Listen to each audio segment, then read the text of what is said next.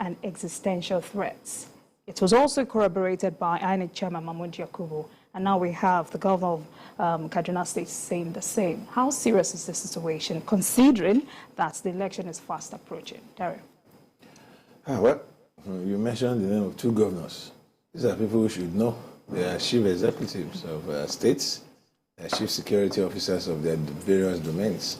And these domains are right there in the Northwest. Which we want to call the theater of banditry and kidnapping now. We cannot continue to pretend that things are getting better in the axis of our country. Yes, we must give it to the security operatives. We must give it to the Nigerian Army and other forces for making immense efforts at curtailing whatever it is that is wrong in that axis. But the truth is, things aren't just getting better.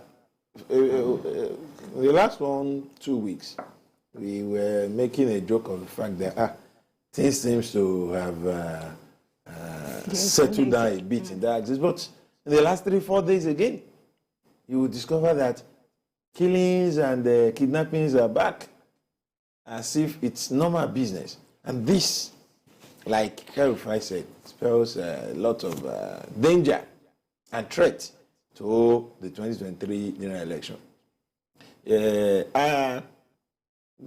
Before now, talking about 2023 election, the worry and the fears has been about the Northeast. There is insurgency going on there, and would election hold in those places? And if election were not to hold in 6 states of the Federation, what would be the implication on the general election as well as the governments of the various states concerned there? But I tell you that we should be more worried about the Northwest now, because somehow there is a little bit of normalcy in the Northeast. I visited Gombe recently. I was in Bauchi, and you would understand that fear, that palpable terror that used to be there some 3-4 years ago seems to have calmed down. But you cannot say the same of Kaduna, Katsina, Zamfara today. Katsina, I lived in Katsina for about 5 years, and it is so saddening when I recall what it used to be, when we would just sit in Katsina City around 1-2 during the day, and we'll take a decision that we're going to Jibia. Jibia is on the border of Niger, and we'll go peacefully, just take a car, stroll down, go and see a few friends or whatever, and we'll come back. You can't do that again in Katsina.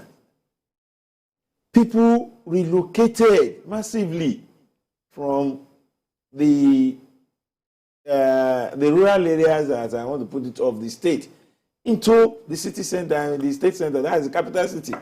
The implication of that is that farmers left their farms. Cattle rearers can no longer rear their cattle, and everybody is staying in the capital city because people are daily being kidnapped, cattle are being rustled, people are being killed on one side. Then there is the issue of people who want to vandalize train tracks and all that in Katsina. They are killing people on daily basis. That's one thing we are not talking about. All right. So you discover that there are so many reasons to be worried about, not just the election like Erufai said, but also the census. It is quite a great reason to be bothered. All right, Adewale, while you react to that, Governor Erufai has again reiterated his appeal for the Northwest Theatre Command. We already have one in the Northeast. Yes. Well, I think this is not the first time the governor has spoken about threat to security, to safety of human lives in Kaduna State. There was a time, I think less than 1 year ago, he wrote to the president complaining that the ASUU terrorist group was trying to set up an operational base in the Northwest, in Kaduna, in the forest between Kaduna and Niger State. And I think even before then, he had continued to challenge the federal government that, look, this thing may get out of hand. But it's like we have interpreted the world so much. The point now is to change it. Kaduna occupies a very strategic place in the annals of northern Nigeria. It was the first administrative capital of northern Nigeria. In fact, almost every politician of note in the north will ensure that they have, a house in Kaduna. And don't also forget that Kaduna has the highest concentration of military institutions, about 15 of them. Nigerian Defense Academy, the staff, Command and Staff College, the DSS training school. A lot of military institutions are concentrated in fact, that's the highest compared with any other, any other state in Nigeria. So it's like what is happening in Kaduna is like when the head is rotting, you can imagine what will happen to the body. So if Kaduna, with all the military institutions and everything, is having this kind of problem, then I think the whole north, is in a very big problem. And not just the north, because instability in that area is also a threat to stability in other parts of the country, even in the south, Kogi State and the other frontier states. So I think we have enough warnings. The election is just about less than 6 months away. And there was a time they actually issued an edict, I think, Buhari, that nobody must participate in elections. It was issued and we all read it. They said they should not participate in census. So now that we have enough warning, we are not talking about warning coming from U.S. intelligence, CIA or FBI of M15. We are talking about a governor talking. So if we decide not to take it serious, it's so unfortunate. Because when the Americans issued we are all running up and down. But it's a sitting governor who has enough information about what is happening. Now warning that, they can threaten, the 2020. So what I expect the government to do is to react promptly and decisively. What are the steps that the federal government wants to do in collaboration with Kaduna State and other states in the Northwest to ensure that this threat is not actualized? If we don't do anything, and we have enough evidence now to do something, and we have time on our side. So if the federal government fails to do nothing, then I don't think we can end up blaming All right, so one of the many things the governor is also asking for is a comprehensive and consistent sweep across the Northwest and Niger State. Do we have the capacity for that? We're a country. You see, I'm not always comfortable when doubts are expressed about our capacity to deal with insurgency and banditry. What happens, God forbid we are attacked externally? What happens if another country decides to attack Nigeria? Then it simply means we are going to go cap in hand to beg. But we cannot blame the doubters. Because if we must understand the fact that the basic reason why we put in place governments is for the security of lives and properties. By that we begin to express doubts. We are helping these people in power to shirk their duties. They must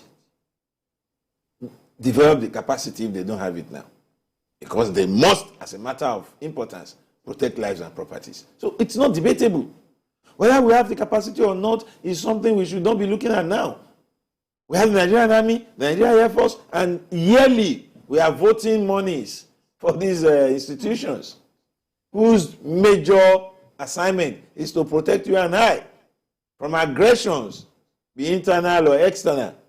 Now we have aggressions because I continue to say that what we have in both the Northeast and the Northwest are the same thing. Until we actually accept that and begin to act in that direction, we still don't. Because we are still, like we did for many years in the Northeast, treating those guys with kids' gloves, refusing to call them what they are, terrorists. That's what we have started in the Northwest. If somebody decides that my main job is to kidnap people and collect ransom and kill those who refuse to allow themselves to be taken peacefully, who is a terrorist more than such a person? That's a terrorist. But we are at it until we had to pass a law and gazette the fact that people in the Northeast are terrorists. We didn't act in good time. I hope we won't do the same thing. Already bandits have been declared as terrorists. So we should deal with them decisively. You see, all we need to do, you'll agree with me that towards the end of last year and early this year, when government decided to be very decisive and hard on these criminals, there was a lull in their activities. Identified bandit leaders were targeted, taken out, and then there was some form of peace. But because we must avoid the fact, the fear of the people, which is because politics is coming and election is coming, we are slowing down. Governance should not give way for politics. Let us continue to give good governance to the people by ensuring the security of lives and properties. All right. Adewale, I asked that question because these governors say they have explored all workable options at addressing these situations. Well, you see, we are not in short, we don't have shortage of information. One of the most important things that when you are dealing with insecurity is information. We all know that ASUU left Boko Haram 2012. It's a splinter group led by Kamba, who was said to have been killed, I think 2012 or so. We all know that these guys are operating between Kaduna, in the forest between Kaduna and Niger State. We all know there are some of their commanders, Al-Banawi and many of them. And people always build unnecessary myths. They talk about, they are hidden in one forest. There is no tropical forest in the whole of northern Nigeria. There's no tropical forest. There's no dense forest. So that you can compare what you have in Amazon basin, in Brazil, in Vietnam, in Niger Delta.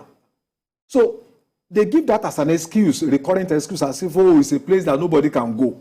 And it is shocking that in the modern day where you expect people to use surveillance drones, look at what is happening between Ukraine and, Russia.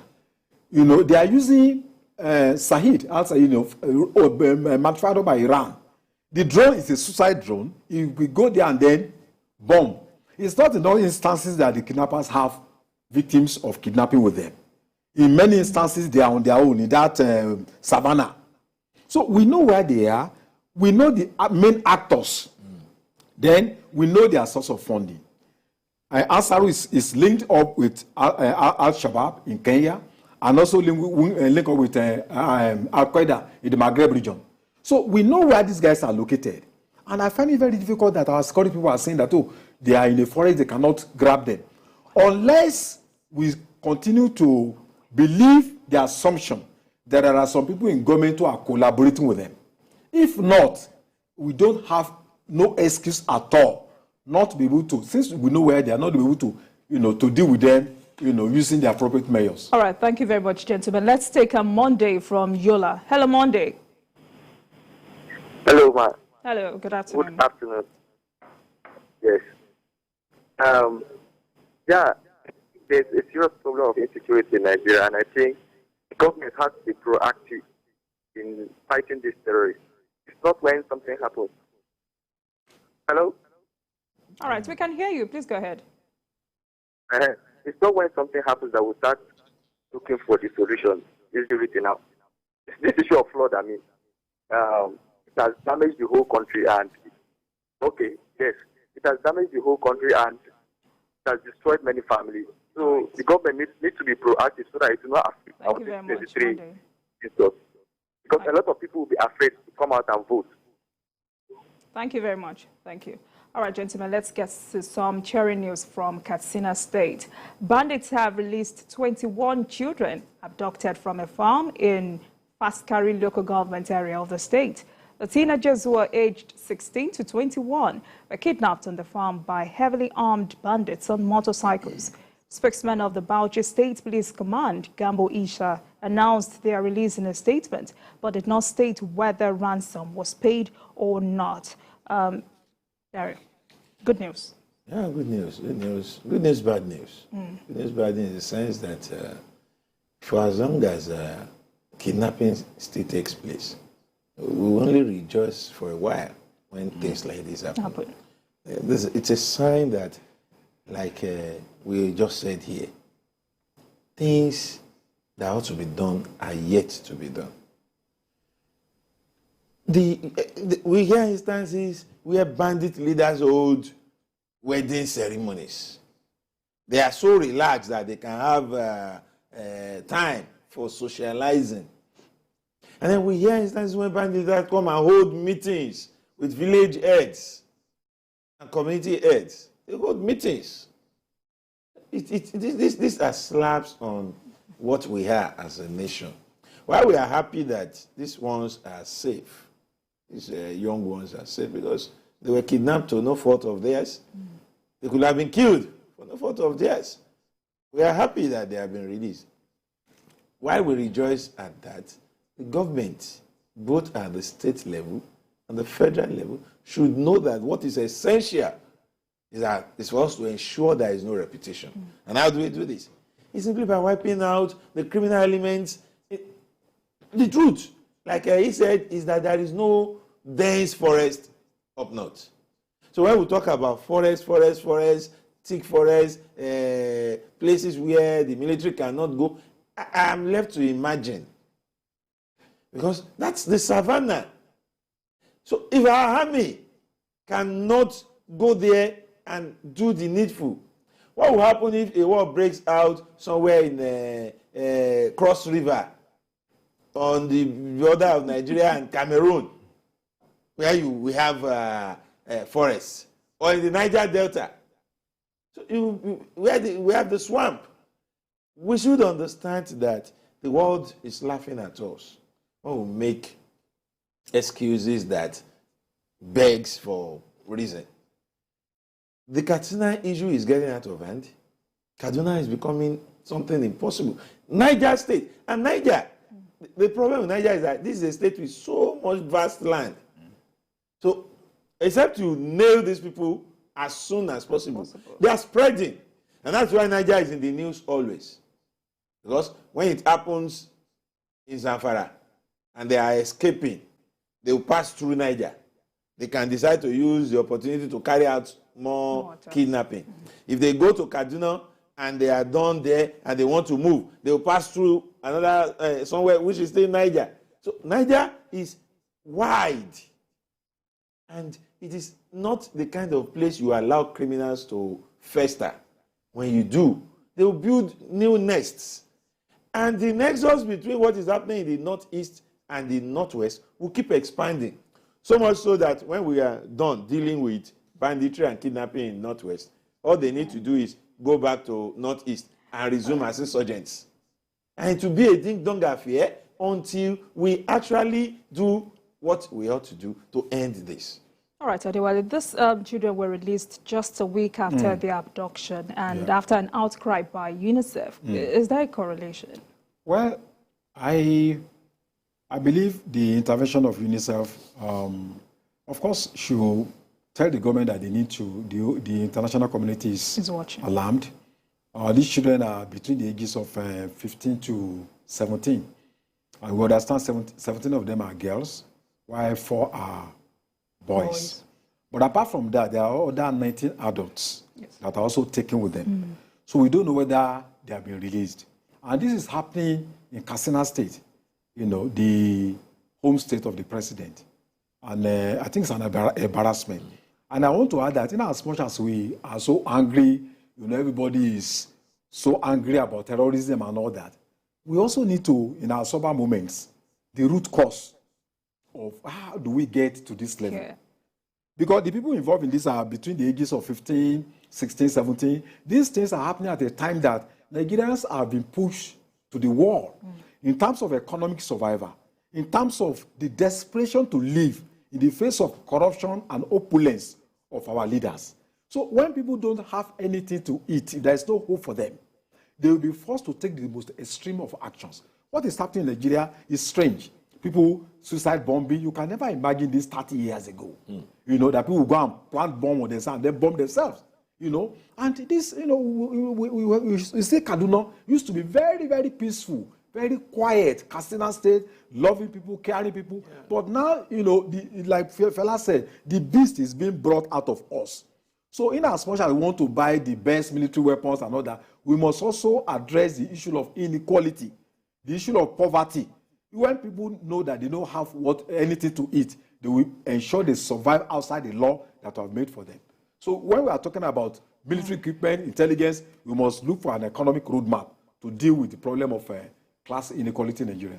All right, so while reading this report, I also got to know that motorcycles have been banned in Katsina State. Yeah.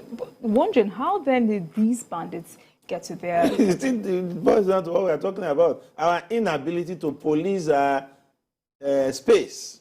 If you ban motorcycles in Katsina, the policemen who are supposed to ensure the ban will be more concerned about ensuring that Achaba, that's what they are called in Katsina, Achaba motorcycle riders do not operate in Katsina. When they do, they arrest them and collect some money from them. How do we stop those using them in the bushes? How do we stop those using them on the farms to kidnap people? It is not enough to just make policy statements. We must be ready to go all out, all the way to ensure that even here in Lagos, where you have motorcycles banned, some people still use them to operate. Even on main roads, driving down here, I still saw 1 or 2 motorbikes. It's that they have a way of bribing police, or they have a way of escaping being caught. So the same thing, it is not enough to just ban motorcycles. Even if they have gone there to the farm in Merua on foot, armed, they can match those people and they walk. We've had of people kidnapped and they walk for 4 or 5 hours into the bush without help. So you discover that help is far away from those people. Even if they had not used motorcycles, they would still have successfully kidnapped those people and get away with them. All right, I'm going to stay on you a bit, but then let's quickly take Oladoyin from Kaduna. Good afternoon, Oladoyin. Are you there? Yes, I'm there. I'm with you. All right, please go ahead with your contribution. Can you hear us? Good afternoon. This is Oladoyin from Kaduna. All right, please go ahead. Oladoyin from Kaduna. All right. To say that security, most especially in Kaduna, we have a clergyman. Okay. Okay. I say we have a clergyman that used to go to the den of these kidnappers. You know, they are in and out. So, and our military with their artillery, they cannot go. And this clergyman do go there freely. And he took picture with them with their weapon hang on their neck together with the clergyman. So I want to say that if this clergyman can go there, if the clergyman cannot be arrested, why can't the government use him as an intelligence so as to reach out to these people and so that whatever be the thing that the government will do, so that we can get these people, so that we have our peace. Because you know where they are, inside the bush, and this clergyman go there freely. Thank you very much, Oladoyin. Thank you for now. Adewale has mentioned some of the root causes, but now as we speak, the coalition of civil society organization in Katsina State continues to say no one is safe. Now, talking about the state government, what else can the state government do to ensure safety of its citizens? Yeah, the situation in Katsina, just like anywhere in Nigeria, these are products of frustration, economic difficulties, and all that. On the side of, on the two divides, the criminals and their victims. However, I have always opposed any idea of an exchange with the criminals.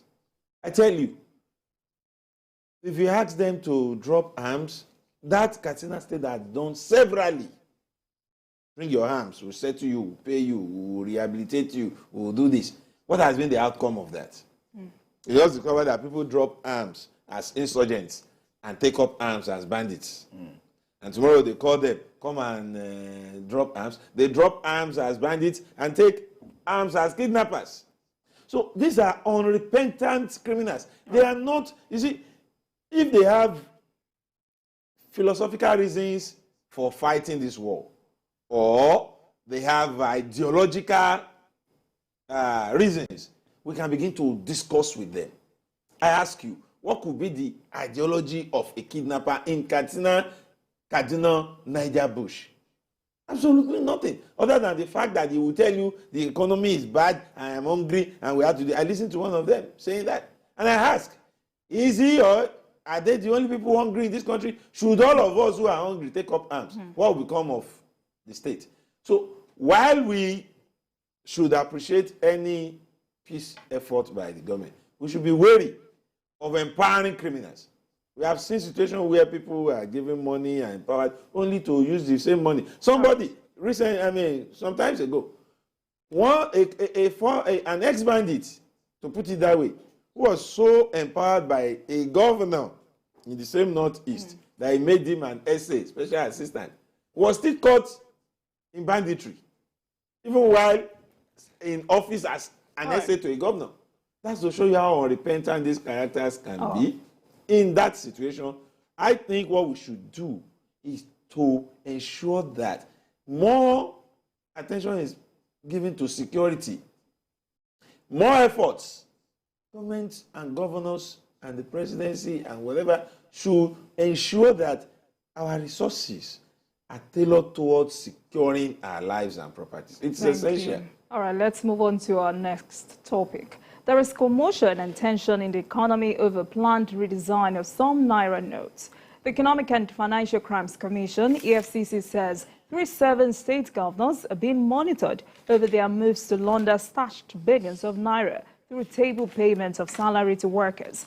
According to the EFCC chairman, Abdurrashid Bawa, the governors, 2 from the north and 1 from the south, are devising means to launder money they stashed in houses. He said raid on Bureau de Change operators will be sustained, urging Nigerians to support the system. Adewale, when you heard this story, what came to your mind? Well, the first thing that came to my mind, was that I'm not surprised, because if you understand the way politics works in this country, you know that when election is drawing closer, a lot of cash move around. And the political actors, the governors, are some of the key political actors. So I think it should not be a surprise to us. And I also think the EFCC chairman, I don't expect him to release all the information at his disposal. He said there are 3 governors, 2 in the north, 1 in the south. I suspect there are more than that, but it's just been trying to be tactical, not to, to alert the main actors. And I believe the current chairman of EFCC will have done better, if not because of political influences. You can see the genuinity on the part of EFCC. In fact, since EFCC was created, we have been lucky to have people that are genuinely committed to dealing with the problem of corruption. But there are a lot of political influences that makes it very difficult for them to perform, optimum performance. So I think the EFCC should not just focus on the governance alone. It should also, the EFCC should look at collaborators. And also in the financial sector, they don't do it alone. They work with people in the financial institutions, the banking sector, they are collaborators. So we want to see what will happen, because the FCC said some of the governors want to use the money to pay salaries so that they will look for a way to recoup the money, maybe give phantom contracts to some people to now set up some companies. So I think we would like the FCC to be more proactive. They cannot arrest the governor because of the section of our constitution that empowers them with immunity. But I think they are not free from criminal prosecution. And even you cannot prosecute them now, one day, keep the records, they are going to be out of power. So I think what the FCC has done, has said is very good, but we want to see the end of this statement, whether those governors at the end of the day, we are going to know them, and we want to know what actions the FCC will take, either now or in the nearest future. All right, Dari. Right. For me, I don't know. The first question I want to ask is, EFCC and the CBN, I expect that there should be a synergy. I'm not saying that here.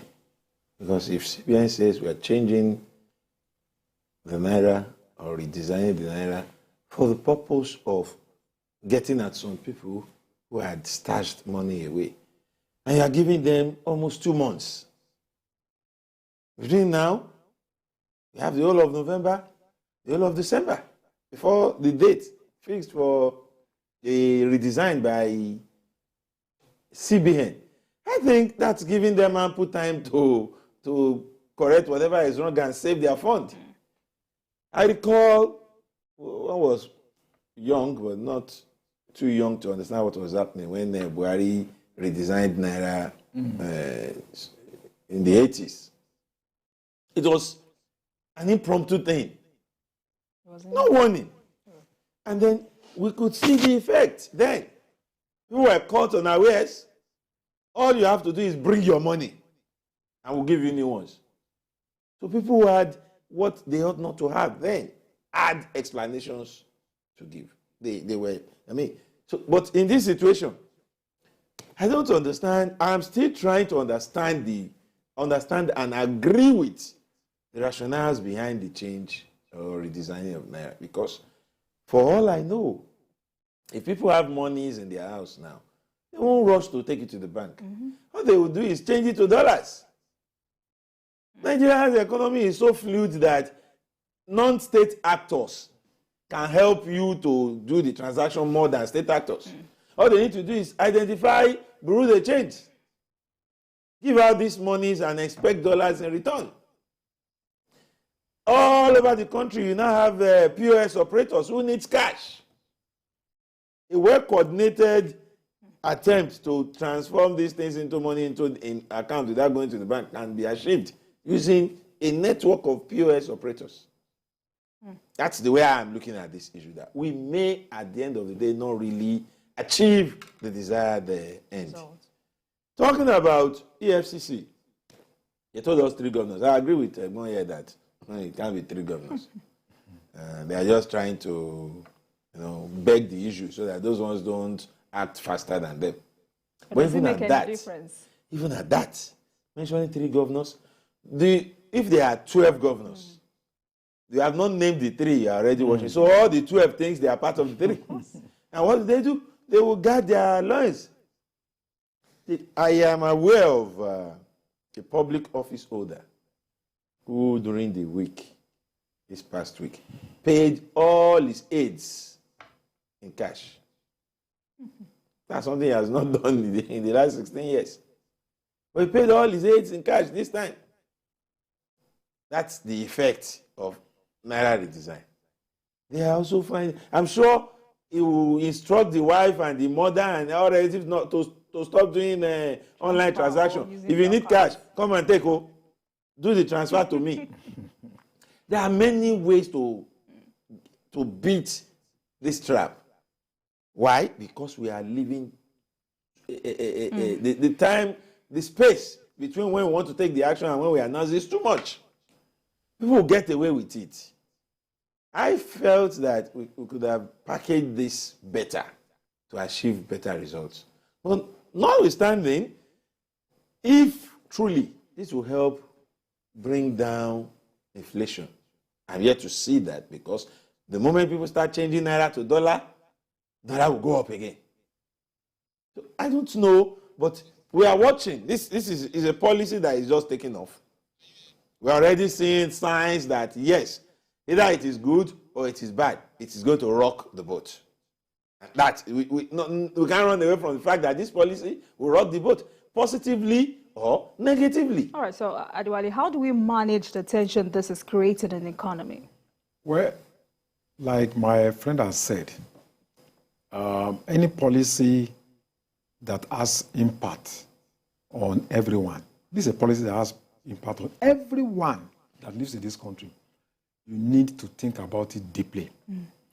Nobody, for me, for any policy that can ensure that you bring in more money in circulation into the financial system, because the CBN said about 80% of funds, are out there, not passing through the financial system. So, and I think that is very dangerous. It's not good for our fiscal stability. So the CBN should do everything possible to ensure that people bring back their funds. But you need to ensure the safety belts are in place. For instance, people don't have access to internet banking. Sometimes you want to get money from the bank. Sometimes a whole day, you are trying to battle with network. Then people who live in rural areas, who have been used to transacting business in, in cash. For instance, there are some communities that if the next bank is about 50 kilometers away. So the CBN should ensure, that safety measures are put in place so that the unintended consequences, will not be too profound on the public. Thank you very much, gentlemen. The 2023 budget is yet to be passed, but we are already facing challenges for its execution and performance. The federal government may present a 35 naira to $1, an inflation rate of 17.10%. The severe scarcity of dollars means that the local currency may head for 500 naira to $1 in the NAFEX market and up to 1,000 naira to $1 in the parallel market in 2023.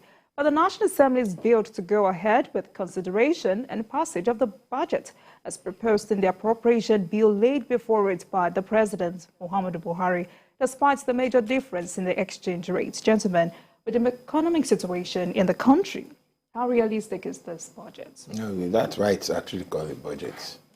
It's just a framework with which we intend to finance activity in the next year. So for us to think that at the end of the day, whatever is passed by the National Assembly will be absolutely realistic is a child's play. That's not possible. The situation, you have inflation, the issue of exchange rate, rising dollar, deepening naira and all that. I am sure the lawmakers, as well as the federal government, will have taken all this into consideration in packaging this budget. It's a fiscal document. It's a proposal that all things being equal, that's the word. We'll do it this way. Okay. So obviously, if all things are not equal, we'll have to do adjustments where necessary. And that's where the Constitution allows for other instruments to be procured using the same National Assembly to, pad this should problem arise later. But taking Nigeria and Nigerians into consideration as it is today, National Assembly must look at that budget holistically. Everything that will increase our foreign spendings should be reduced to the barest minimum. That's how we can save the naira. If whatever it is we have to bring in again, whatever it is we have to spend foreign exchange on, should be pruned. The budget should be such that encourages production, that encourages exports, so that we can help the naira gather some strength. The problem we usually have, we've been told locally, we've been told internationally, is that we are buying more than we are selling. And when you buy more than you are selling, you cannot expect your currency to be strong. That's the rebate. And then, Nigerians are daily gathering our own money and paying it to the embassies of foreign countries in the process of Japa. We are yet to understand the impact of this on our economy. Because what is happening is the fact that people no longer travel abroad with peanuts. People sell their houses, sell their cars, borrow money, defraud people. A young man recently traveled to Canada, and it was discovered that he started a contribution scheme with 20 people, 100,000 naira every month. And in those 20 months, nobody collected. He was just gathering the money, and he made away with almost 4 million naira. So you can understand the impact of all this on our economy. So the budget, yes, is laid before the National Assembly. They should look at it holistically and see what they can do to ensure that the final product is something that will help our situation. All right, not let me have your take on that. Yeah, I think the supplementary budget is normal. I think it's under the medium-term expenditure framework and fiscal strategy of the government. However, the budget was based on $435, which I think was a very wrong assumption, because you have the Russia-Ukraine war, then you have this new Naira design. So that is not realistic. Even now we are talking about almost 900. Naira is going to about 900. And people are speculating that it might even hit the 1,000 benchmark before the end of the year. So we need a realistic budget. And also a budget that will take into consideration something that addresses the essential of life, which is agriculture. This flooding has affected a lot of farmers. We are not going to feel the impact now until next year. People's farms have been washed away. So we need to, this budget should take into consideration how we are going to deal with small-scale farmers so that they can replenish what they have lost, and also to be able to, to meet the planting season, so that next year there's not going to be food scarcity. All right, thank you. Now, gentlemen, joining us for more insights on this is the CEO of Carry Asset Management Company, Johnson Chukwu. Thank you for joining us, sir. Good afternoon. Good afternoon to you. Good afternoon. Thank you for having me. All right. I'm sure you must have been listening to our conversation. Now, let me ask you, what part of the 2023 budget is unrealistic for us to now need a supplementary budget?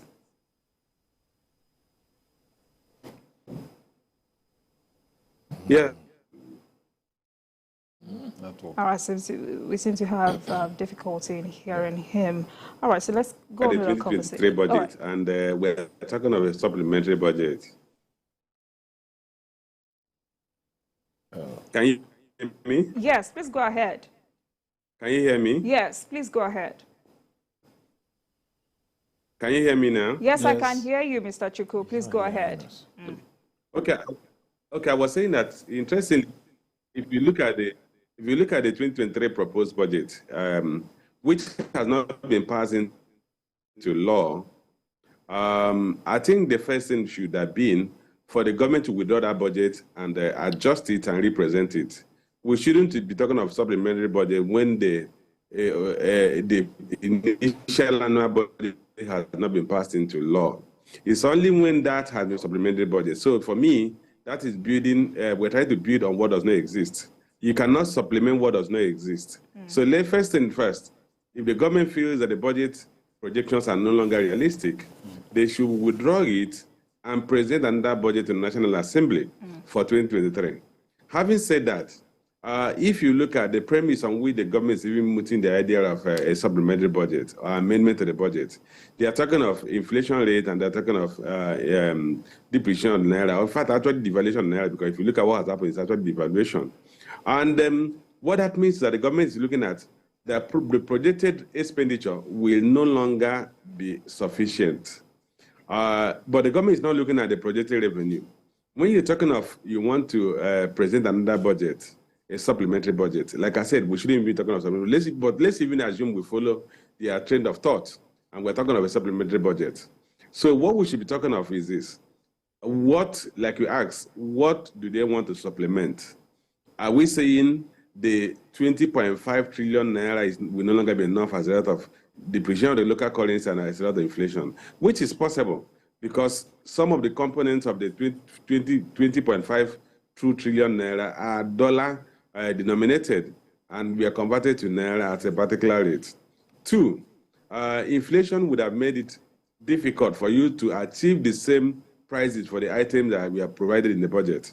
So the price of those things would have gone up and therefore you require additional funding to buy them.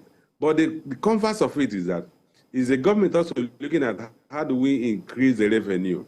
And the starting point is that I'm happy that one of my colleagues there had mentioned that the budget is premised on 435 Naira to $1. The first thing we should be looking at that if we are saying that Naira has depreciated over since the budget was submitted, the proposal was submitted.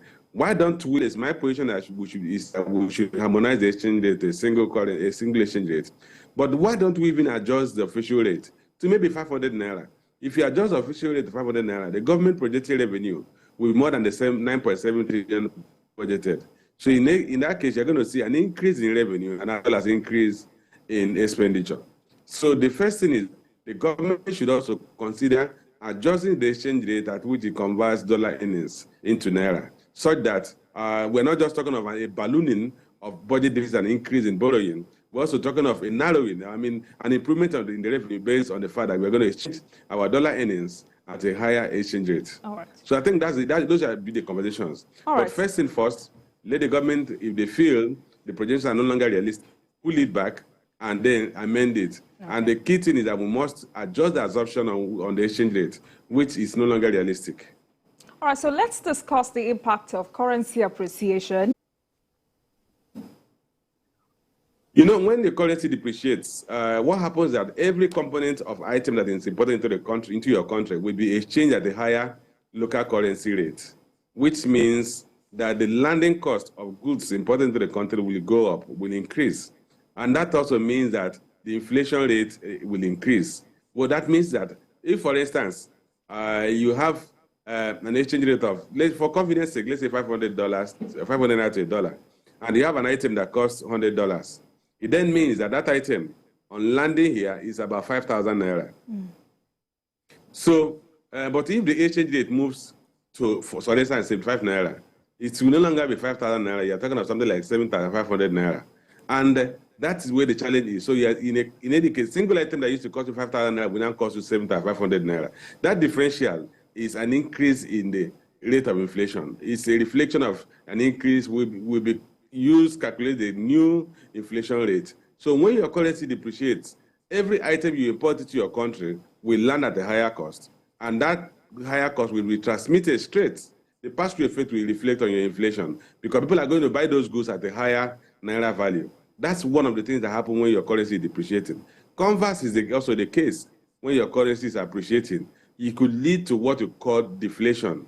A deflation will be that prices of import goods in your local economy will reduce because if your currency strengthens, the same value you import will have a lower naira value, and therefore you will be exchanging fewer naira for buying that item or that commodity, which means you have a deflation. And so in any case, if you have an increase in your exchange rate, it will have a pass-through effect on inflation. It will lead to a high inflation. If you have a decline in your exchange rate, if you have an appreciation of local currency, it also has a positive impact on inflation because inflation rate will come down. All right, so it's worrisome to ask that if the budget is preceded by an economic plan, which is the medium-term expenditure framework and fiscal strategy paper, why is this volatility not envisaged? Well, I think the volatility we've seen the past 2 weeks could have been envisaged. In the first place, there was no inkling that Naira will be redesigned. Of course, that also means that nobody could have projected that the volume of Naira in the homes of politically exposed persons that will pursuing the few available dollar will materialize. So you've seen a sudden change in the exchange. We've seen a devaluation of the exchange rate at the parallel market rate or by more than 30%, 20% in the past 2 weeks. So nobody could have projected that. There are certain things that one would have reasonably assumed. The issue of exchange rate at 435 naira to $1, which does not obtain other than the government window. Even the government window has gone to about 440 naira to $1. So that could have been envisaged. I mean, the authors of the medium-term expenditure framework and the budget could have also pushed for a higher exchange rate, given that we know the currency is continuing to come under pressure because we're not earning enough for foreign exchange, we're not selling enough crude. And if you're not earning enough foreign exchange, it simply means your local currency will come and continue to be under pressure. So one could have reasonably projected that the exchange rate will depreciate further, the currency by next year, and could have maybe budgeted for maybe 450 or maybe 500 naira to $1. That one can foresee. The other assumptions on crude production, I would say what government is doing now, hopefully, if it bears fruit, we should be able to achieve our budgeted crude production. If the Trans-Niger pipeline is coming back to operation, and then the Trans-Focado line is also coming, I mean, we're going to start producing again. So we should be able to meet our projected volume of crude production, which will have a positive impact on our foreign energy and our foreign reserve. But on the exchange rate, I think they could have foreseen that. But calling what has happened in the past 2 weeks, unless if anybody had a crystal ball to see that the central bank was planning to redesign the naira, and nobody could have projected that in the medium-term expenditure framework or the budget projections or assumptions. Yeah. What did you think should be the solution to raising revenue to meet, the context of this budget? If you look at the government revenue, you realize that about 80% of federal government revenue come from, okay, now it's no longer at that much. The government revenues, the major government revenues are earnings from crude oil sales, taxation, and then other independent sources. Then if you consider the fact that earnings from crude oil, which we're discussing, unless we have a stability in crude production, we may not be able to attain our projections for earnings from crude. Then, in terms of tax, non-tax revenue, the government has been doing quite well. The likes of NEMASA, the likes of NPA, and other government agencies have been doing quite well. So you may be able to achieve that projection. But the problem is that overall, we are projecting to earn about 9.7 trillion naira. And we are projecting an expenditure of 20.5 trillion. So even if you achieve your budgeted projections, you are still going to deal with a huge budget deficit.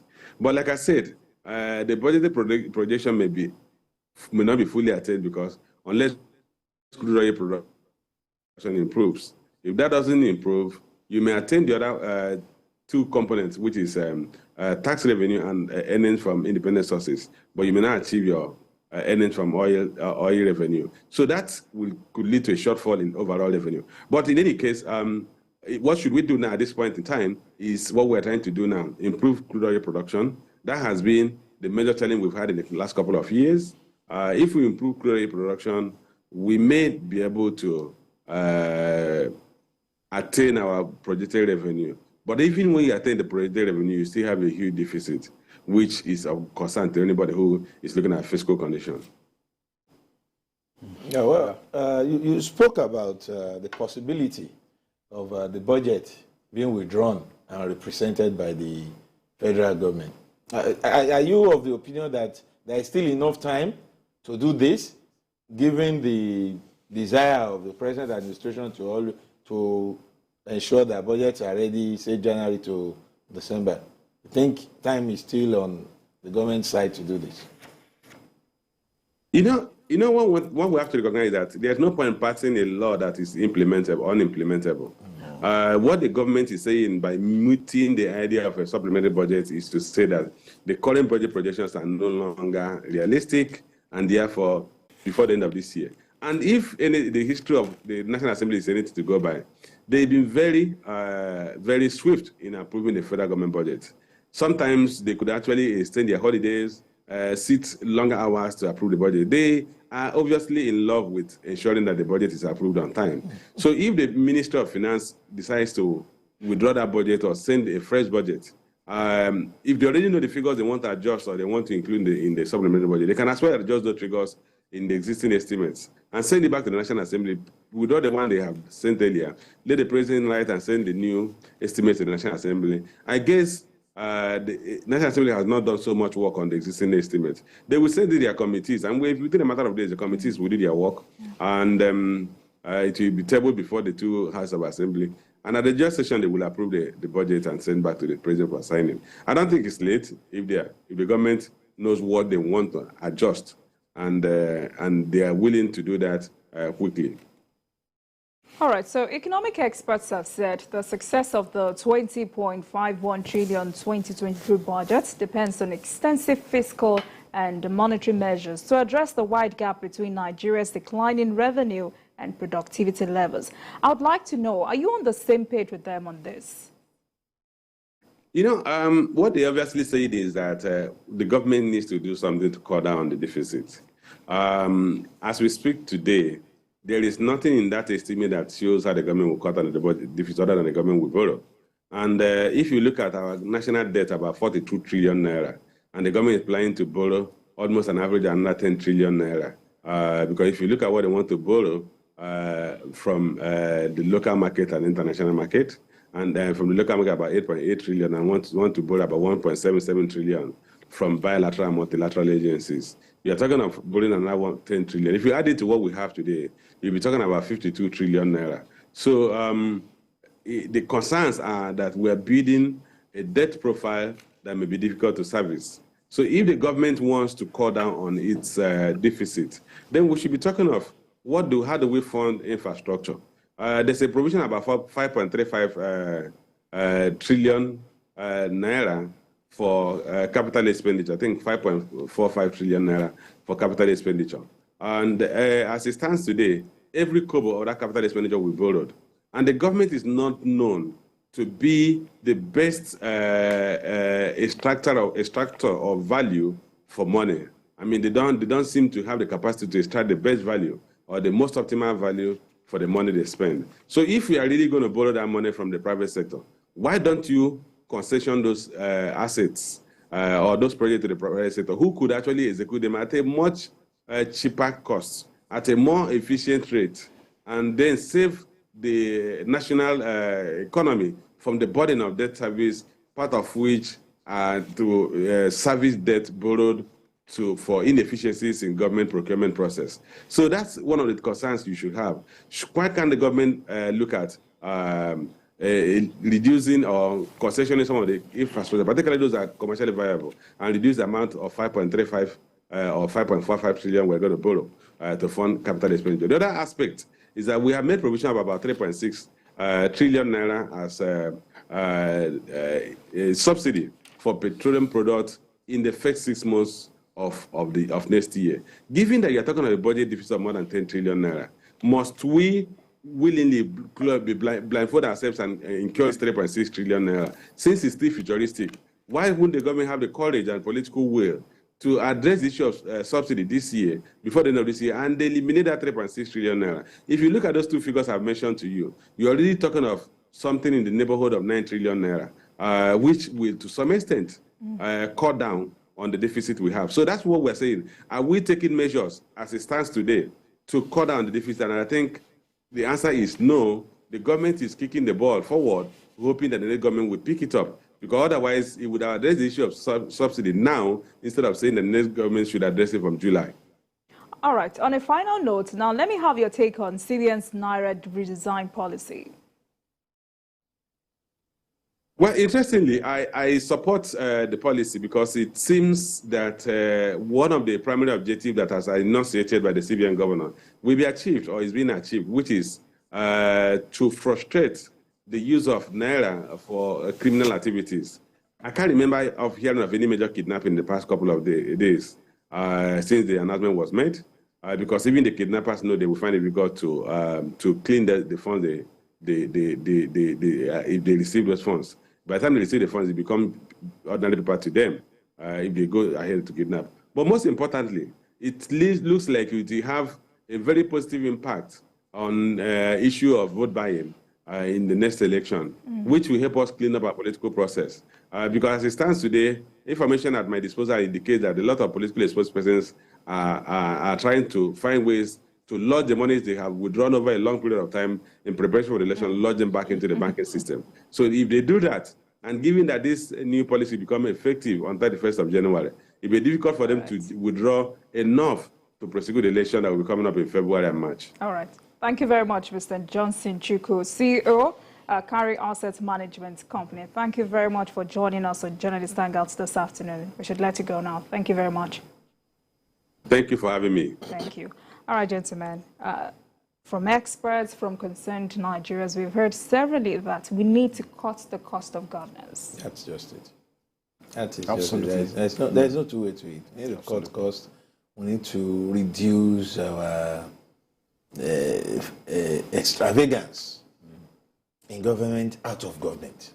While we continue to tell those in government to cut costs, we must also tell high-flying Nigerians to help the country by reducing their extravagance. Because the more we bring in luxury goods, the more our naira is weakened. At a time like this, all hands must be on deck. We all must be willing to make sacrifices. You hear some things the last 1-2 weeks, and you begin to wonder, these persons or person, are they not part of Nigeria? They will dole out so much cash to probably dollar to get these things done. It is, sinking us deeper into inflation as a country. So while it is important to talk to those in government to cut costs, to get more realistic, and live according to today's situation, we should also tell the individuals out there that you need to help the country. We know you have the money, but spend it in a way that it will not further disgrace the naira. All right, Mr. Adewale, in 30 seconds, your final take on this. Reduction of cost on governance is also for our own security. When you are talking about violence, when you are talking about terrorism and all that, if people in government can reduce the cost, that can be, we can plug that into production and job creation. And I think to a large extent, it will make us to be more secure. All right, thank you very much, gentlemen. We need to take a break now, and when we come back, we'll continue our discussion. Please do not go anywhere. Thank you.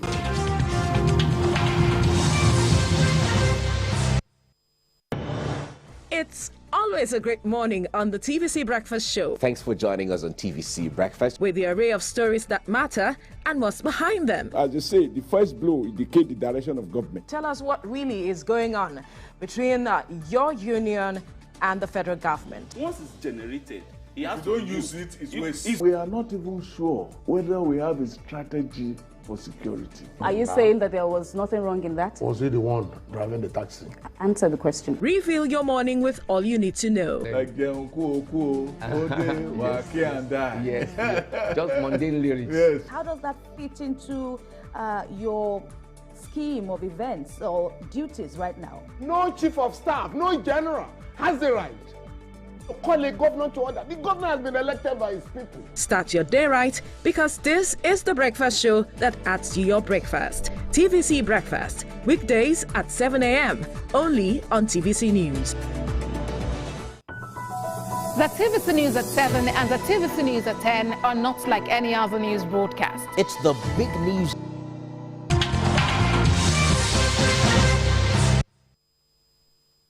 Welcome back, and thank you for staying with us. I still have Adewale Adeoye and Dare Odufowoko in the studio. Now, there is rumble in the public university system, and no one knows yet what it will breed. The Academic Staff Union of Universities, ASUU, may be heading for another showdown with the federal government over half salary paid its members for October 2022. The University of Lagos UNILAG chapter of the union described this development as insensitive and disheartening. In a statement, the branch chairman of ASUU, Dele Ashiru, said the leadership of the union at the national level has been duly informed. ASUU National President Professor Emmanuel Sodike, who confirmed this development, said they are going to summon a meeting over the matter. Meanwhile, the federal government has dismissed reports that its paid university lecturers have salary for October. According to a statement from the Ministry of Labour and Employment, members of ASUU were paid their October salary on pro rata basis and not half salary because they cannot be paid for work not done. Gentlemen, is there a possibility of another strike by ASUU with this development? Let me come to you, Adewale. Well, I think both sides need to be faithful to the agreement that was had. And one thing we should know is that for about 7 months, ASUU has been on strike, the latest, of the strikes that we have been having for several years. And I thought that one of the agreement was that the salaries will be paid to the ASUU members. One thing we should not forget is that the salary that the government pays to ASUU members, if you're a lecturer, if you get your letter of employment, is three broad areas. Research, community development, and teaching. In fact, teaching is about 20-something%. And this salary is meant for accommodation, health, transportation. And while they were on strike, they might not have been teaching. But I'm sure that those lecturers who are doing research, whether they like it or not, they were also involved in community service. And I also feel that not paying them for 7 months, the work that they did not do for that period, what the lecturers usually do is that they will set tones for extra lectures, sometimes ending around 10, 7. So it's not a job that, if you don't do it, then you don't do it again. They still need to graduate those students, though it will take longer time. But those lecturers, they still need to teach those students the lectures that they missed for that period. And for you to now pay them half salary after about 8 months, I don't think that is right, though. I don't think so. I don't think so. Because, the education is the most important, industry. Anything that affects education will affect almost every aspect of our lives. It's as if we don't even think it matters any longer. So I don't think it is right. All right, Dari, is there any justification for this, whether pro rata, whether half salary? Is there any justification? I'm not going to pass judgment here. I would rather call on the federal government to take things easy. I think the government is reacting angrily. We cannot continue to pretend that these two parties, the government and the university lecturers, are having a tea party. They're not having a tea party. Government is reacting angrily, perhaps because the lecturers acted angrily too for 7 months. But I think if we look at this issue critically, this is actually not about half salary or full salary. From my perception here, I'm looking at the situation that something crucial is yet to be resolved. And that's the issue of no work, no pay. It has not been resolved. That's something both parties are yet to agree on. And if government is saying no work, no pay, don't forget that for 14 days in October, the lecturers didn't work, they didn't teach. So that forms part of the period they did not work. So unless both parties find a way of jettisoning the no work, no pay thing, I will say, okay, we'll pay you, but don't do that next time, or pay us. We'll find a way of making up for whatever you think we've not done. They must first agree on how to resolve the no work, no pay issue before this can be. That's why government is coming with big grammar. What's pro rata? Pro rata simply means that you were paid based on what you did. What's the difference between that and no work, no pay? It's the same thing. So you see, in Nigeria, we have a way of using words to sort of confuse ourselves. The minister could just have told reporters, have you people forgotten that we have a no work, no pay decision on ground? We have not resolved that. It's as simple as that. I think government should slow down, should take things easy. Like that young boy said, government should be calming down. At this point, all stakeholders should consider the students who are actually the grass in this case. 2 elephants have been fighting. The federal government, 1 elephant, ASUU, 1 elephant. What should be done?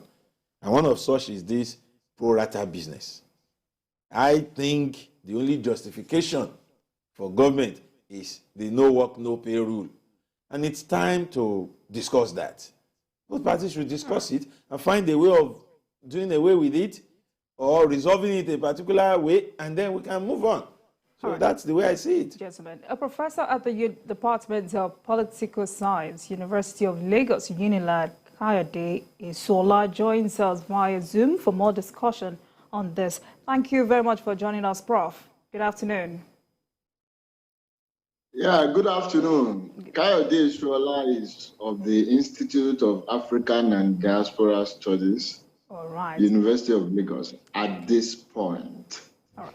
Thank you very much for joining us. To be clear. Thank you. Now, can you give us a quick update on this recent happening between the federal government and your association? What exactly is happening? Thank you very much. It is amazing and surprising how the federal government and the agents in Gige have been taking the whole situation. To them, it is like a war between the intellectual class and the political class. Because what ASUU has been saying is that federal government, you own these universities. Federal government, you owe the Nigerian people right to education. Let the education be of good quality. Fix the schools, fix the laboratory, polish the human resources so that your own schools that you own, with which you are supposed to serve the society, should be competitive around the world. I challenge the federal government and Ngige to tell me that what ASUU is saying is different from this. If this is what ASUU is saying, then you don't expect the kind of behavior exhibited by the agents of the Nigerian state, taking it personal, calling lecturers names. Sometimes when they talk, they say ASUU, forgetting that that ASUU as a name includes the vice president of this country. He's a professor. ASUU includes teachers who taught those who are even older than most of these ministers who are doing gangsterism in the society. They think ASUU is just one labor organization that does not include their teachers, their mentors, and everybody in the society. That is what these people have turned this country to, an anti-intellectual society. And all ASUU is saying, as I gave in my background, is that make education a good thing so that your government can serve the society the way it should serve it. Now, we don't understand what is going on at this point. I need to correct one impression. Papers and analysts have been saying lecturers were paid half salary in October. It is not up to half. Half, from what I learned in my elementary mathematics, is 50% of what you are supposed to get. An average lecturer got about 35 or 40% of what they're supposed to get. Reason, I don't know. If, for instance, you are choosing to pay me half of my salary, let's assume my salary is 200,000 and you are paying me 100,000. But from the 100,000, you now deduct 100% tax, 100% amount for the NHS, and every other deductions that you are supposed to have. What I have at the end of the day, is it up to 50%? No. So that needs to be clarified. I think what the Nigerian people need to know at this point is that ASUU is and has never been the problem.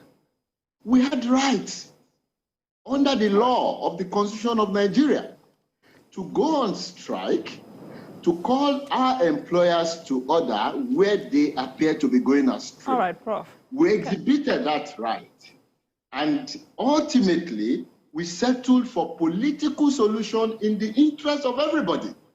But government that is supposed to show example decided to go as if it was a fight between the president of ASUU and the Minister of Labor and Employment.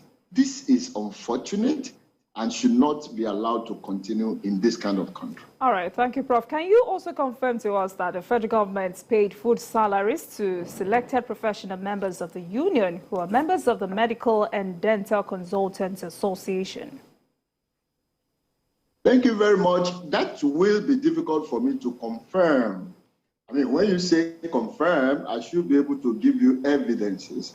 Once I'm not part of their union, it is difficult, if not impossible, for me to confirm whether they have been paid or their salary is half or full. I can pick information from other sources. So if you want me to rely on what I pick from sources, it is true that some of these other professionals have been paid. But that is not a confirmation because I don't have a document to confirm them from you. But I pick it from them that they have been paid. It is only ASUU that the federal government sees as enemy. Whereas this is the only union that has never been that has never made bread and butter as the ultimate reason for working. We want the system to improve. We're not saying pay us like you are paying them in America or the United States, but that union, unfortunately, now becomes the enemy of the system that it wants improved. That's a paradox. All right, so there are reports that the National Executive Council of ASUU will meet this week. Can you let us into some of the issues that will be up for debate? Well, it is just procedural. The way our union works is that before any public statement is made by anybody, be you chairman or ordinary floor member like I am, NEC must meet and give a directive. I am quite sure that as we speak, there are meetings upon meetings, consultations upon consultations going on at the top level of the union. And until they make statements, there is nothing I can put to the public at this point. The information is that meetings are going on, consultations are going on, and at the appropriate time, input will be taken from individual branch, and then we'll take decision on how we are going to react to this.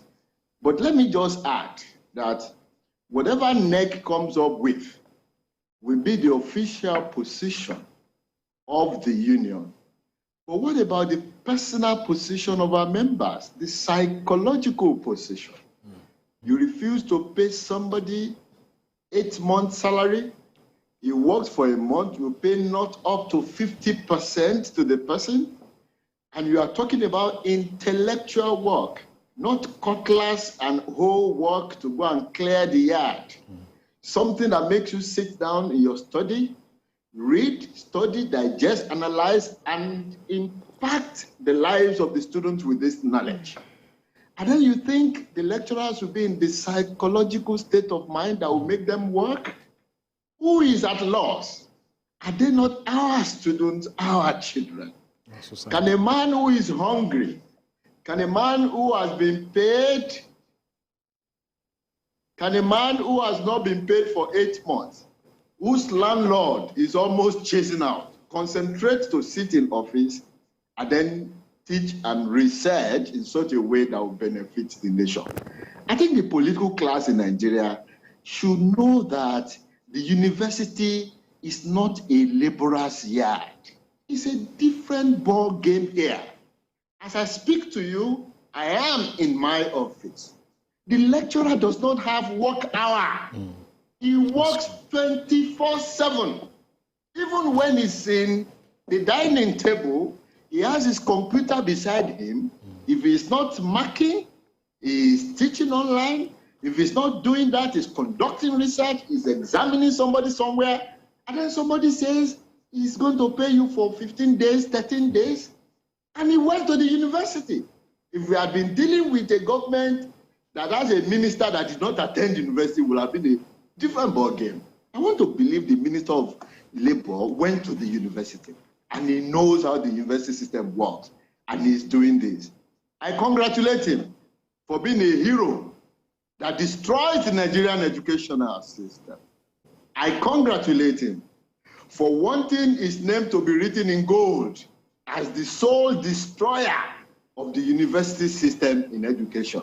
Last word is that Ngige should remember, the Nigerian political class must remember that any nation that treats the intellectual class the way we are being treated will have itself to blame.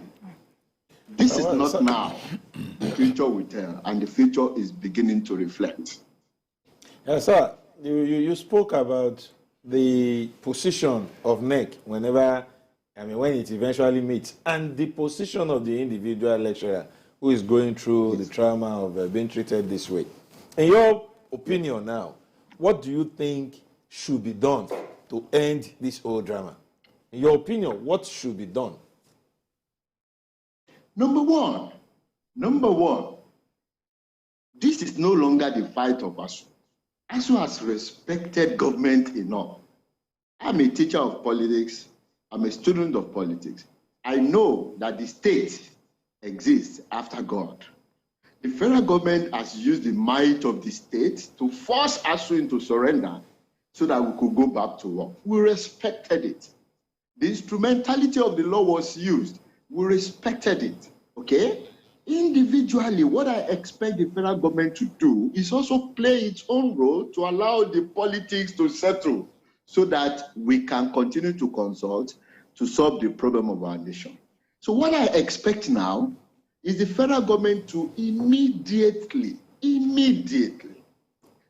the 8-month backlog that they owe university lecturers. It is not a no work, no pay situation. Lecturers don't work by teaching. And they know they're only being mischievous. The lecturers' work is not like laborers' work. You work every minute, whether your students are there or they are not there. So federal government must pay this money immediately. That's my number one advice.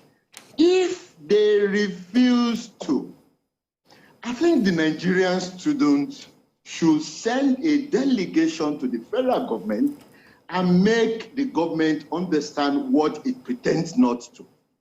The parents of our students should also send a delegation to the federal government and make the body understand what it does not understand. I mean, children have come from all over the world back to the university. If by Monday, the lecturers have no strength to go to class to teach, some who go to class to teach now begin to risk collapsing on the floor of teaching because he has not been able to feed himself and his family. Is this what Nigeria wants? What is it that the Nigerian government wants from the lecturers that we have not done? Is it a crime to be patriotic? All right. Fix your universities. Build your school so that you can fulfill your promise to the electorate who brought you in 2015. All right, Prof. You said that the federal government forced the association to call the strike, while many others thought there was a negotiation. Are you saying there was no negotiation? My sister, you are aware that there were a series of negotiations. I even tell people that, what are we calling negotiation? Negotiation was done in 2009. What we call negotiation is implementation. There were working papers. And the federal government has the character of making committee work, paying them allowances, only to have reports submitted by the same committee and then throw the report into the bush. Not once, not twice, not thrice, not fourth. And then the last one was the intervention of the Speaker of the House.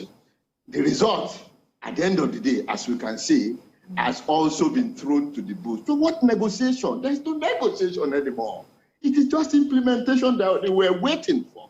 So if the government is serious about education, if the government does not want to take the Nigerian public for granted, if the government knows that power lies in the hand of the people, that the youth on the street is a stakeholder in this situation, not just ASUU, the government will do what it is supposed to do. And I pray the government comes to this reality and then resolve this problem at the right time. My sister, it is dangerous for our nation that government will coerce intellectuals to go into the class in empty stomach, some of them owing rent, some of them cannot repair their car, some of them don't have transportation to come to the office. And then you tell them to go and work, even if they work. All right. So, Prof, are you insisting that ASUU was coerced into resuming back to class? Well, it was a court of law that directed ASUU to go back to work in the first place. That is the instrumentality of the state. That is not what we wanted. But as a law-abiding union, we cannot insult the Supreme Court, the Court of Appeal of Nigeria when it makes order. And of course, I did not expect anything different from what we did. The court is the maker and the interpreter of the law in this case. The court said, as you go back to work, we decided to respect the decision of the court. That is what I mean by being coerced to go and work.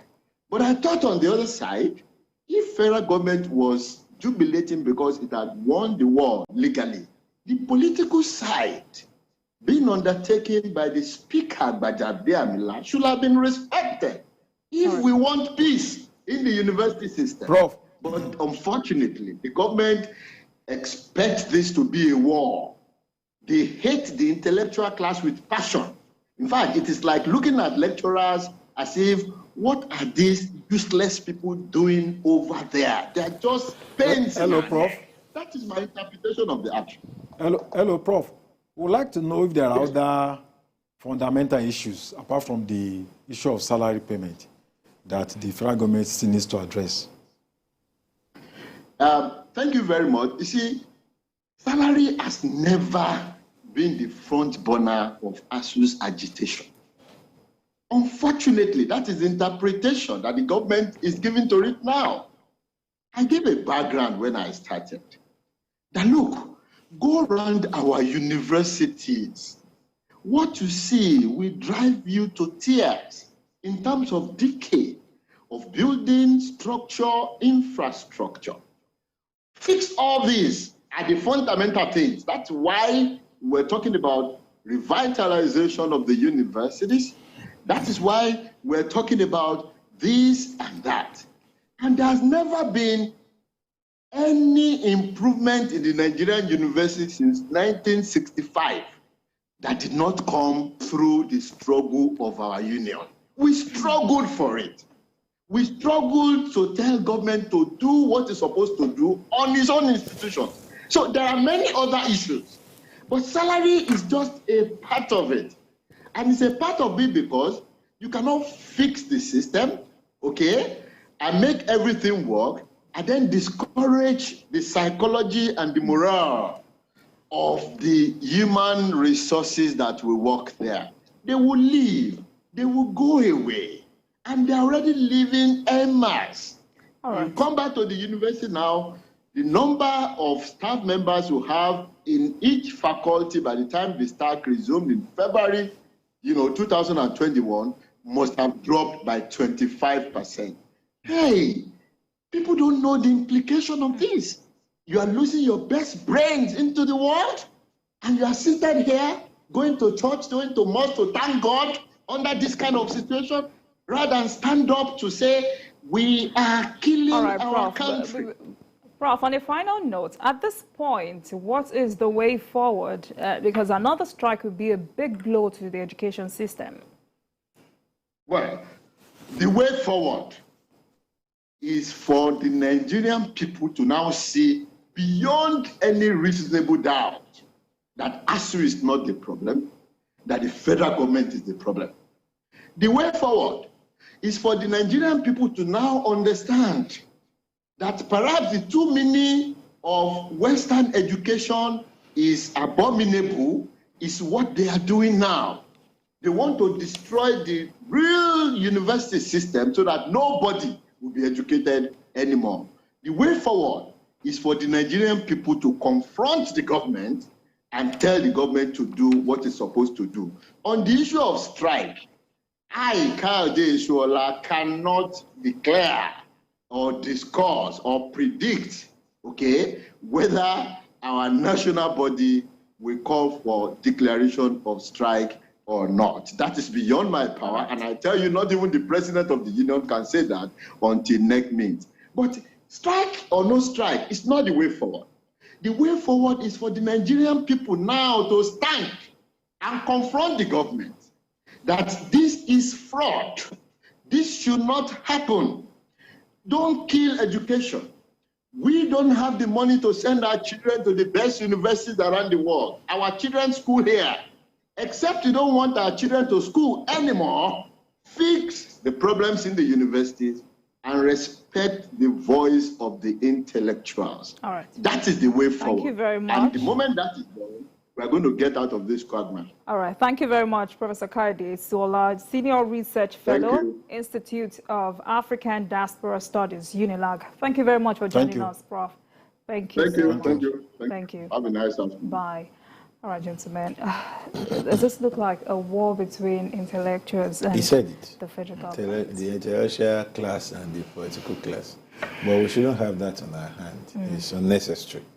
And from his explanation, you will agree with me that the bone of contention is actually the no work, no pay clause.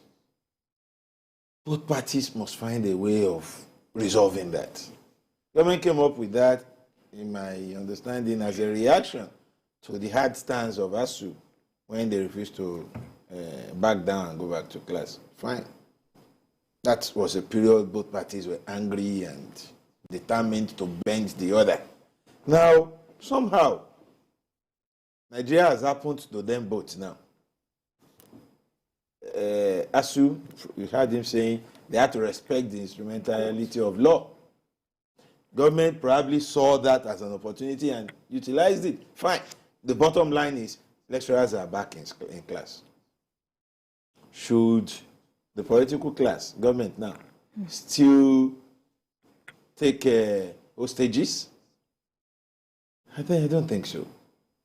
Everybody will have to calm down, do away with grievances and anger, and address the issue in the best interest of the students.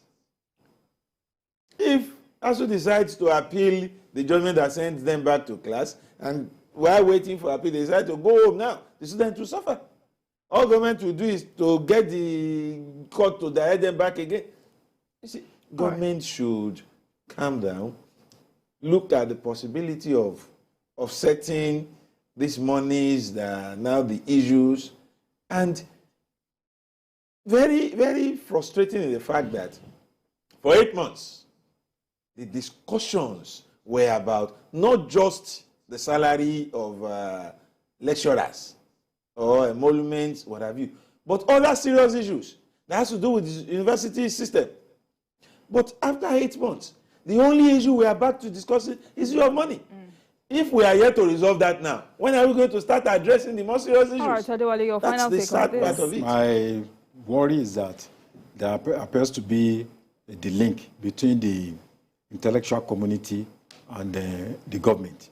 And when the society faces that kind of challenge, it's a pitfall for all of us. Because the university system is the ground norm for industrialization, for intellectual development of the country, for the greatness of any nation. And when we are talking about the sources of ASUU in those days, it was dependent on experts, university lecturers. In fact, IFE was the egghead that provided the research, all sort of policies that were designed for the success of the Unity Party of Nigeria. So I think it's quite unfortunate. And the other very aspect, very quickly, is that when the lecturers are on strike, it covers the period of holidays. Naturally, students go on holiday, the Easter time, then the long vac. When they are on holiday during the long vac and Easter, should be the federal government pays them. So why are you now saying that you want to start paying from October? So they need to look for a solution. I don't think they are fighting for themselves. They are fighting for our collective interest. Oh. All right, gentlemen. Fighting drugs in the society is a tough war, and the National Drug Law Enforcement Agency, NDLEA, is feeling the heat. The NDLEA chairman, retired Brigadier General Buba Mara, said drug barons are killing operatives of the agency for vengeance in the fight against drug trafficking in the country. Appearing before the House of Representatives Committee on Drugs and Narcotics to defend the agency's 2022 budget performance and 2023 proposal, Mara advocated provision of barracks for the operatives to save their lives. He said the NDLEA has acquired land in Adamawa, Abuja, and Lagos for the purpose. Dari. Nigeria currently has an alarming status, drug status, where the number of active users of cannabis sativa alone is about 10.6 million. Huge. Yeah, and then we must quickly add that since the coming of General Marwa, we are beginning to put a face to the war against drug in Nigeria.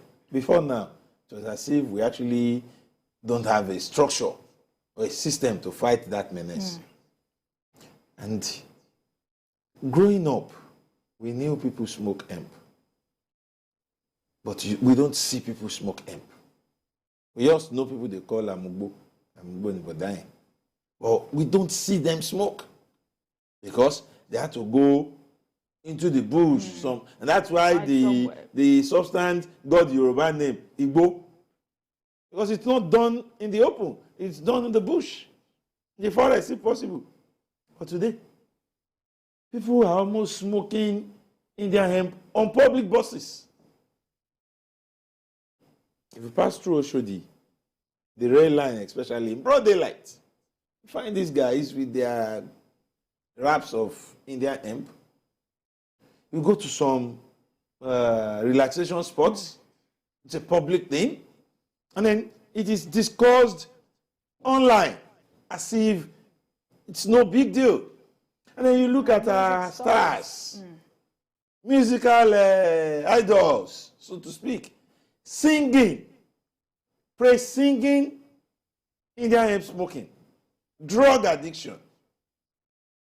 That's how low we are when it comes to the issue of drugs in Nigeria. Now we have somebody who feels we can turn this table around. I think we should, to start with, just give him all the needed support.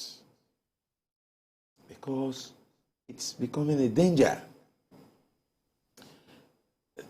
Of recent, in India, officials have made a point of duty to do stop and search. And I have noticed that when I drive out of my community to the main road, almost on a daily basis, you find them stopping vehicles, private, public, bikes and keke marwas. I have noticed that there is hardly a time they single out somebody, say, come, and they search the person, they'll find something. I also moved that I had to stop one day to ask them, is there a way you identify this? They said, this thing has become such a menace that it is easy to know who smokes and who uses drugs in Nigeria. He said, if you look at their eye, the lips, the nails of these young ones, if it's Colorado is taken, you will know. If it's Indian hemp, you will know. As the day they stopped the lady, and when they searched that, they found all these banned tablets, all these, what's their name again? So about 4 or 5 packs on her. And I had, they said, just a look at her face, they knew she just took it. So that's the extent to which they are going. So I feel the best we can do is support this agency in the interest of Nigerians. That's the best. All right, Adewale, in the midst of this war, is provision of barracks the way to protect the lives and citizens, the lives of these operators? Well, I think, first of all, we need to understand the problem we are facing. And now, this drug issue is a threat to the survival of every one of us. And if you look at other countries that are facing the same problem, countries like Mexico, you know, we are almost heading towards a stateless society where drug barons have become institutions. You know, funding rebellious organizations, buying arms to confront the state.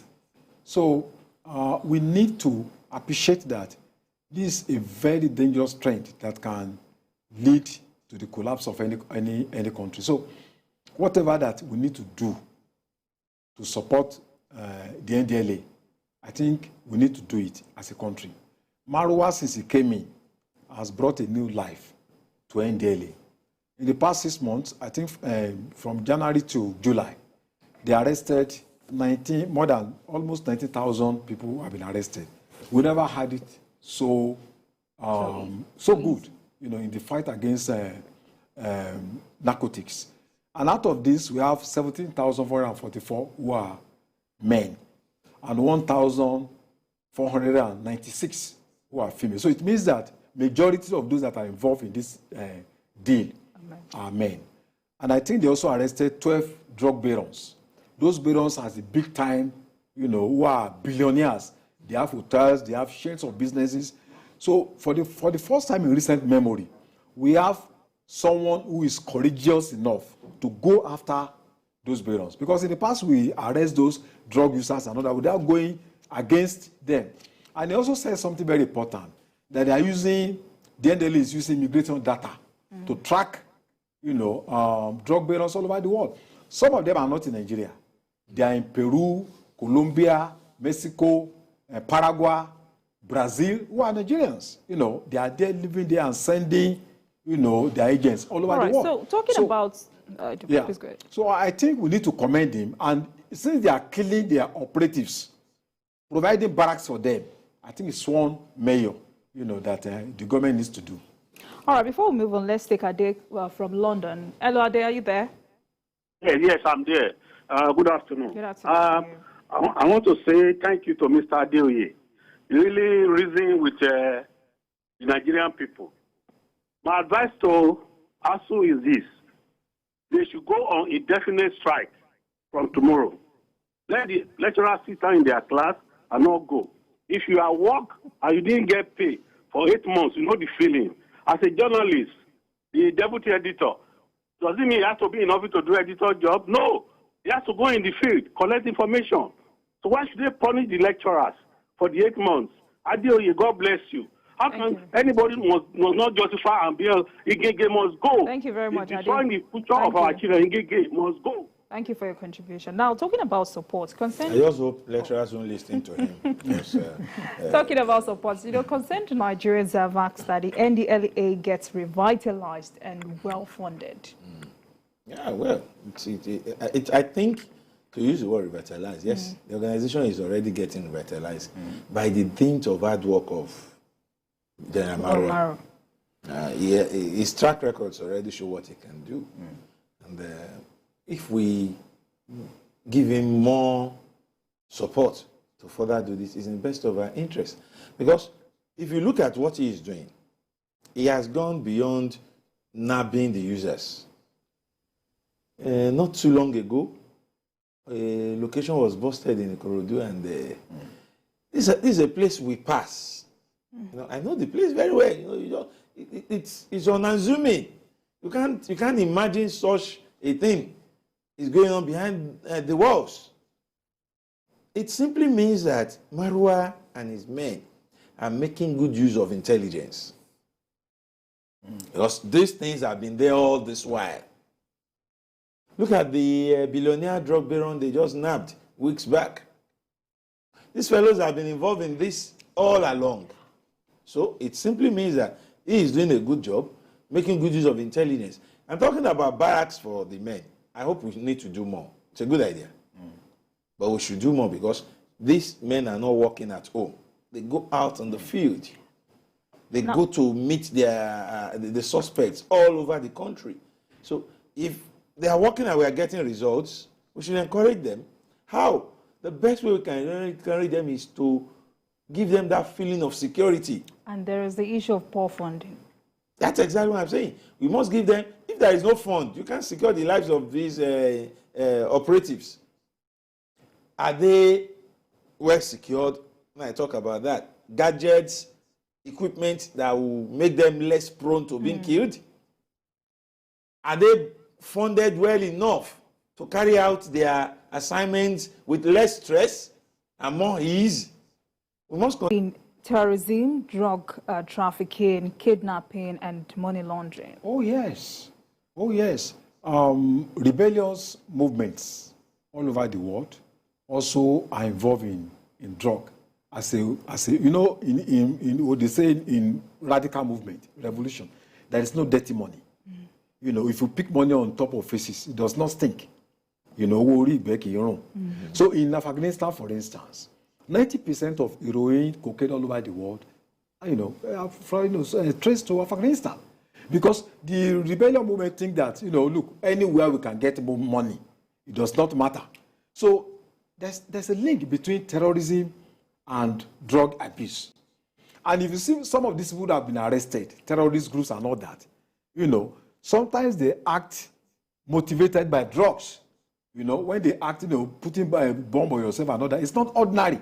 So there's a link between them that has been established all over the world, that terrorist organizations are also involved in, drug, cartel. So it's in our own interest to curb this menace before it is too late.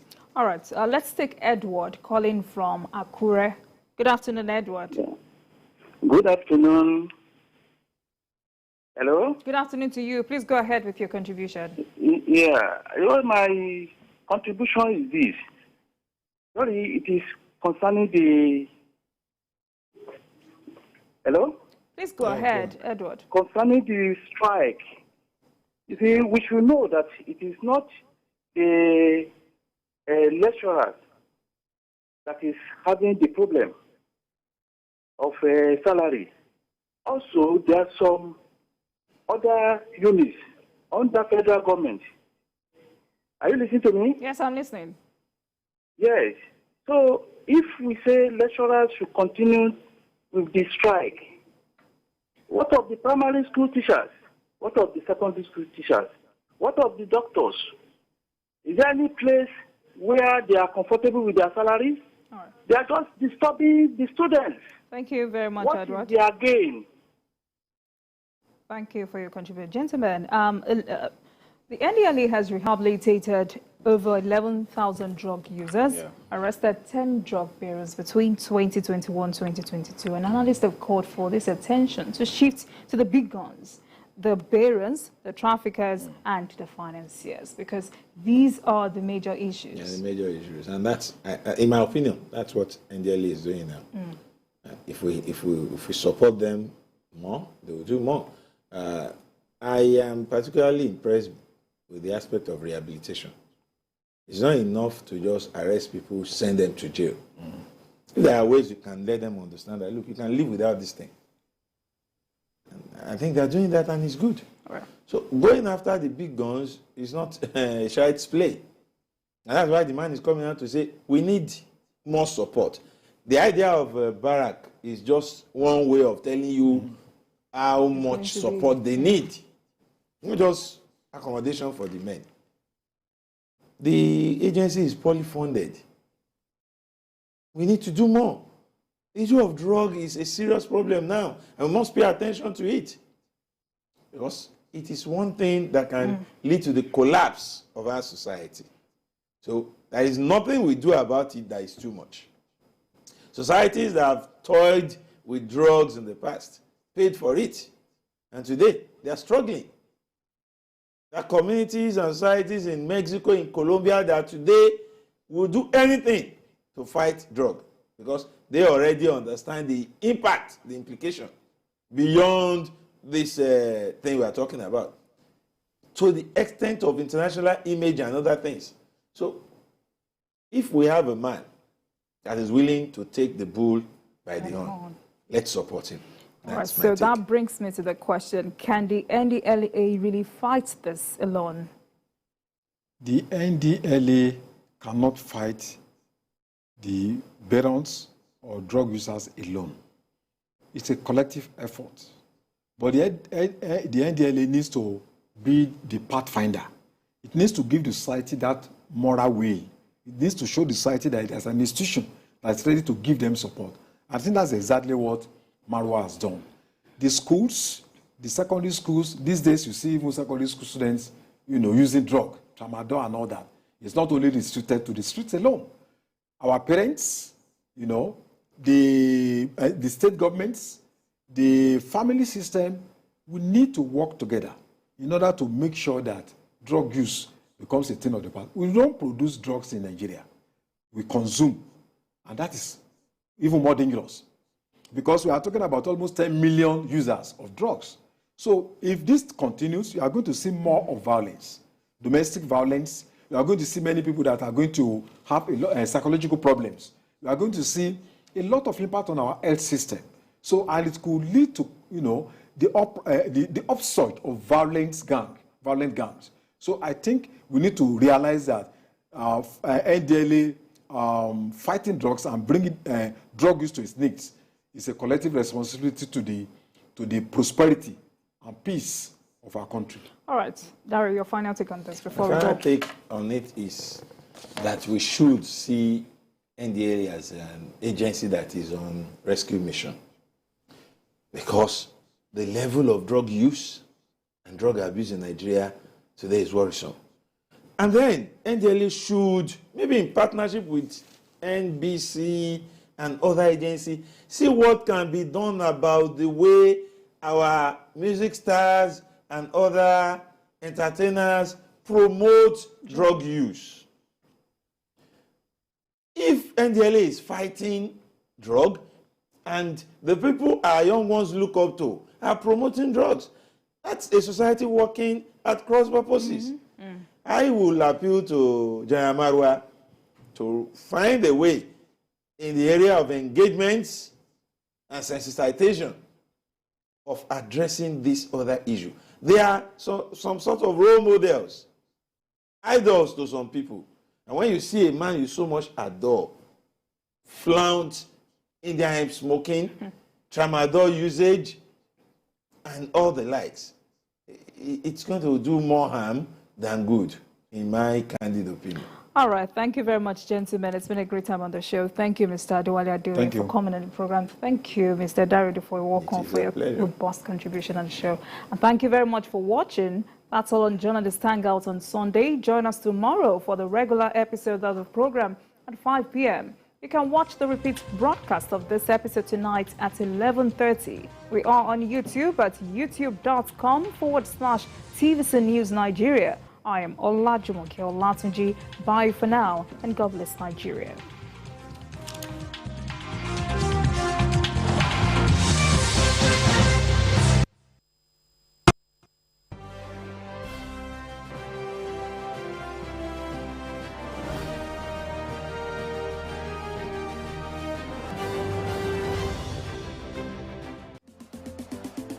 Taraba is not called nature's gift to the nation for nothing. It has several landmarks and natural endowments, serving as tourist haven. It's home to more than 40 tribes and languages that have existed for centuries. Get to know more about these resources and how Governor Darius Ishaku is harnessing them to bring greater developments to the state. On Discover Taraba.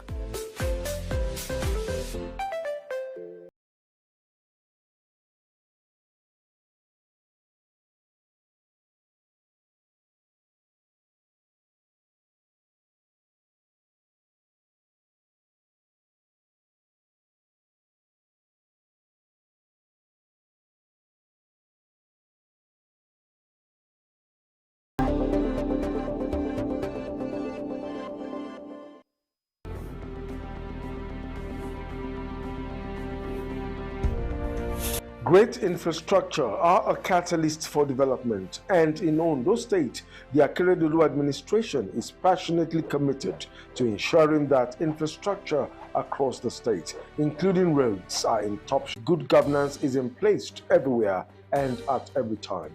Every edition promises to be exciting as well as eye-opening. Join us every Monday at 9 p.m. on TVC for Sunshine Infrastructure Revolution. Ondo State, think anew, act anew.